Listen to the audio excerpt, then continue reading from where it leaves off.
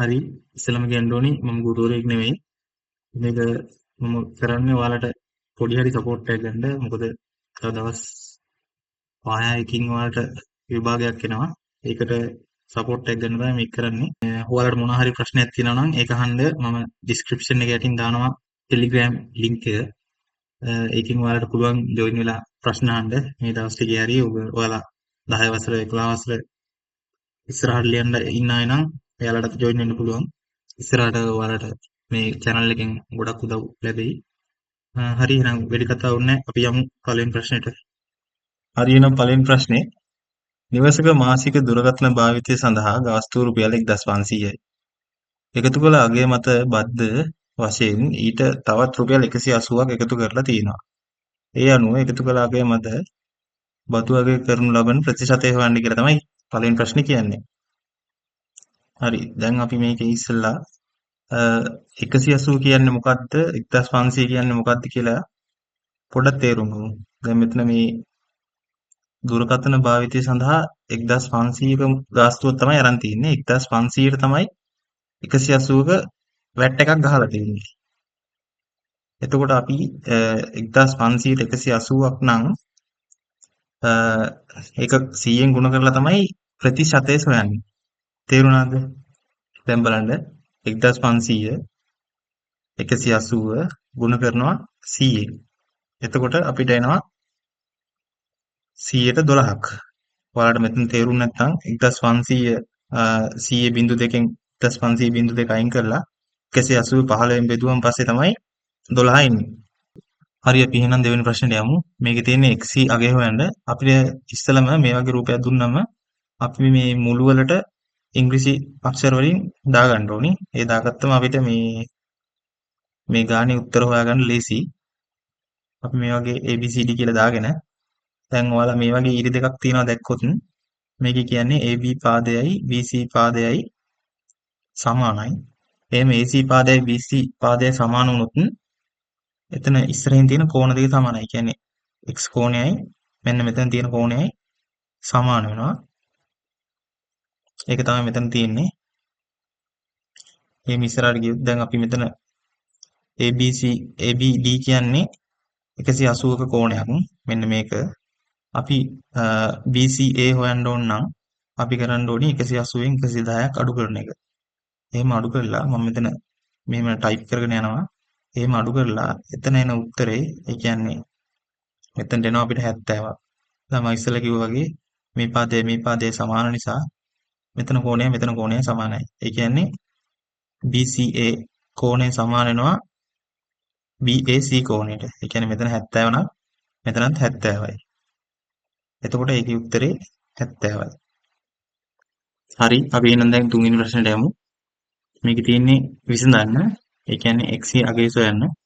අපි දන්නවා මෙතන හරය අසමාන නම් උඩ සංඛ්‍යා එකතු කරන්නවත් අඩු කරන්නවත් බෑ. ඒක නිසා අපි මේක ඉස්සෙල්ලාම කරන්න ඕනේ හරයට සමාන කරගන්න. අපි මේක සමාන කරගන්න ඉස්සෙල්ලාම 3ෙන් ගුණ කරනවා. ඇයි ඒ 3ෙන් ගුණ කරන්නේ? කියන්නේ මේ පැත්තේ 3 තියෙන්නේ. අපි මේ පැත්ත 3 කරගත්තම හරය සමානයිනේ. ඒක නිසා තමයි 3ෙන් ගුණ කරන්නේ. උඩ එකත් ගුණ කරනවා යට එකත් ගුණ කරනවා. එතකොට අපි එහෙම ගුණ කරාම අපිට 3x හරය සමාන වෙනවා. එතකොට 3 වරක් එක 3 වෙලා ලවයත් සමාන වෙනවා. එතකොට දැන් අපිට මේක අඩු කරන්න එකතු කරන්න පුළුවන්. අපි එහෙම අඩු කරගත්තට පස්සේ මෙතන ඍණ තියෙන නිසා අඩු වෙන්නේ 3 එකක් ගිහිල්ලා 2 යට 3x එනවා. සමානයි 2 යට 3 එනවා. අපි දන්නවා දැන් මේක සුළු කරගන්න x අපි යුක්ත කරගන්න ඕනි. ඒකට අපි මේ 2 යට 3 මේ පැත්තට ගේනවා. එතකොට වෙන්නේ උඩ යට මාරු වෙන සමාන ලකුණෙන් භාග සංඛ්‍යාවක් එහා පැත්තට යනකොට උඩ යට මාරු වෙනවා. ඒ කියන්නේ දැන් මේකේ තියෙන්නේ 2 යට 3 නම් එහා පැත්තට යනකොට 3 යට 2 වෙනවා. කියන්නේ මේ වගේ. හරි දැන් එහෙම උඩ යට මාරු වෙලා එන්නේ මෙන්න මේ වගේ දෙයක්. එතකොට දැන් මේකේ 3ට 3 කැපෙනවා 2ට 2 කැපෙනවා. ඒක ඇතිලා x සමානයි 1 වෙනවා. හරි අපි එහෙනම් හතරවෙනි ප්‍රශ්නේ බලමු. මේකේ කියනවා මිනිස්සු 4 දිනකට වැඩක් කරන්න දවස් 6ක් යනවලු. ඒක එයාලා දවස් 3ක් ඇතුළත 4 දිනක් කරලා ඒ දවස් 3කට පස්සේ තව දෙන්නෙක් වැඩි වෙනවා කියලා තමයි මේ ප්‍රශ්නේ කියන්නේ. දැන් අපි මේක ඔයාලට වැඩියෙන් තේරෙන්නත් එක්ක මම මේකේ ඔයාලට මේවා කරන්නම්. දැන් මෙතන තියෙනවා මිනිස්සු 4 දිනකට දවස් 6ක් යනවා. ඒ කියන්නේ මිනිස්සු 4 දිනකින් දවස් 6ක් වැඩ කරොත් එයාලා එයාලගේ මිනිස් දින 24ක් ගත වෙනවා. අ, දැන් එයාලා දවස් 3ක්නේ 4 දිනකින් වැඩ කරන්නේ. එතකොට 4 ගුණ කිරීම 3 කියන්නේ මිනිස් දින 12ක් තමයි දවස් 3කදී ගත වෙන්නේ. එතකොට තව මිනිස් දින 12ක් ඉතුරු වෙනවා 6 දිනකට වැඩ කරන්න. ඒ කියන්නේ මෙහෙම ගත්තොත් ඉතින් ඉතිරි දවස් 3ට මිනිස්සු දෙන්නෙක් එක් වුණාට පස්සේ මිනිස්සු 6 දෙනයි දින ගණන අපි දන්නේ නැහැ. මිනිස් දින 12ක් තමයි තියෙන්නේ. එතකොට දැන් අපි ඒක හොයන්න දින ගණන සමානයි මිනිස් දින මිනිසුන්ගෙන් බෙදනවා. ඒ කියන්නේ මිනිස් දින 12 මිනිස්සු 6 දිනකින් බෙදුවම උත්තරේ දෙකක්. ඒ කියන්නේ දවස් 2යි ඉතිරි වැඩ ටික කරන්න යන්නේ. එහෙනම් තමයි ප්‍රශ්නේ ඉවර වෙන්නේ. හරි නම් පස්වෙනි ප්‍රශ්නේ කියන්නේ රූපයේ ABC ත්‍රිජ්‍යකෝණී ත්‍රිකෝණයේ දී ඇති තොරතුරු අනුව x අගය සොයන්න. හරි අපි දැන් මේක හදන්න ලේසි විදිය තමයි පයිතගොරස් ප්‍රමේය දාන එක. කියන්නේ ඔයාලා දන්නවා ඇති පයිතගොරස් ප්‍රමේය අනුව දැන් මෙතන 8 වර්ගය ධන 6 වර්ගය සමානයි AC පාදය.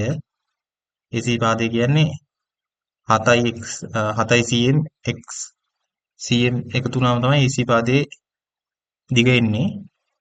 දැන් අපි AC පාදයේ දිග දන්නේ නැහැ කියලා අරන්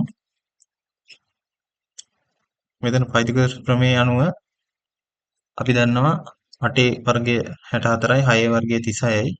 ඒ දෙක එකතු කරාම 100යි. ඒ කියන්නේ 100 සමාන වෙනවා AC වර්ගයට. ඒ කියන්නේ AC පාදයේ වර්ගයට තමයි සමාන වෙන්නේ. එතකොට AC වර්ගය අපි වර්ගමූල කරොත් 110 වෙනවා. එතකොට AC කියන්නේ අපි දන්නවා මෙතන දීලා තියෙනවා 7 ධන x කියලා. එතකොට 7 ධන x සමානයි 10 වෙනවා. එතකොට අපි x තනි කරන්න 7 එහා පැත්තට අරන් ගියාම 10 ඍණ 7 වෙනවා. එතකොට x උත්තරය 3.100 වෙනවා.